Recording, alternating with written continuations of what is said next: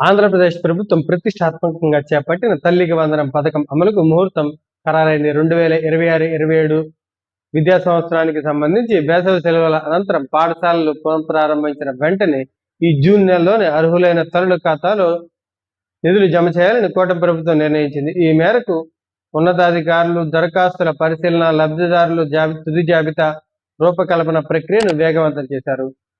గత ప్రభుత్వ నిబంధనలకు భిన్నంగా ప్రస్తుత ప్రభుత్వం ఈ పథకంలో కీలక మార్పులు చేసింది. ఒకే కుటుంబంలో ఒకరికంటే ఎక్కువ మంది పిల్లలు ఉన్న చదువుకునే ప్రతి బిడ్డకు 1వ తరగతి నుంచి ఇంటర్మీడియట్ వరకు 15,000 రూపాయల చొప్పున ఆర్థిక సహాయం అందించనున్నారు.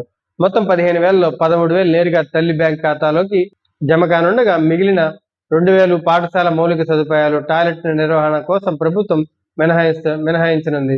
ఒకవేళ తల్లి లేని పక్షంలో తండ్రి చట్టబద్ధమైన సంరక్షకుడి ఖాతాలో ఈ నగదు జమ అవుతుంది. ఈ పథకానికి కూటమి ప్రభుత్వం కొన్ని రిస్ట్రిక్షన్స్ కూడా పెట్టింది. పాఠశాలల కాలేజీలో చదివే విద్యార్థి కనీసం 75% హాజరు కలిగి ఉండాలి. కుటుంబానికి యాక్టివ్ రేషన్ కార్డు కలిగి ఉండాలి. గ్రామీణ ప్రాంతాల్లో నెలకు 10,000, పట్టణ ప్రాంతాల్లో 12,000 రూపాయల లోపు ఆదాయం కలిగి ఉండాలి. 3 ఎకరాల మాగాణి లేదా 10 ఎకరాల మెట్ట భూమి లోపు ఉన్నవారే దీనికి అర్హులవుతారు.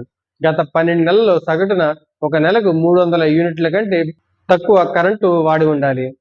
కుటుంబంలో ప్రభుత్వ ఉద్యోగులు, పెన్షనర్లు ఉండకూడదు. అలాగే సొంతంగా 4 చక్రాల వాహనం, కారు లాంటిది ఉండకూడదు. టాక్సీలు, ట్రాక్టర్లు, ఆటోలకు మినహాయింపు కలుగుతుంది. లబ్ధిదారులైన బ్యాంక్ ఖాతాలకు ఖచ్చితంగా ఆధార్ సీడింగ్ జరిగి ఉండాలని అధికారులు స్పష్టం చేశారు. ఆధార్ లింక్ లేని పక్షంలో నగదు బదిలీ ఆగిపోయే ప్రమాదం ఉండొచ్చని హెచ్చరించారు. అర్హులైన లబ్ధిదారులు నవశకం బెనిఫిషరీ మేనేజ్మెంట్ పోర్టల్లోకి వెళ్లి తల్లికి వందనం ఆప్షన్ను ఎంచుకొని తల్లి ఆధార్ నెంబర్ మరియు ఓటీపీ ద్వారా తమ ఎలిజిబిలిటీని చెక్ చేసుకోవచ్చు. ఒకవేళ ఆన్లైన్ స్టేటస్ లో డేటా లేదా ఇన్ఎలిజిబిలిటీ అని చూపిస్తే కుటుంబ మ్యాపింగ్ లేదా స్కూల్ డేటా ఎంట్రీలు తప్పుగా ఉన్నాయని అర్థం.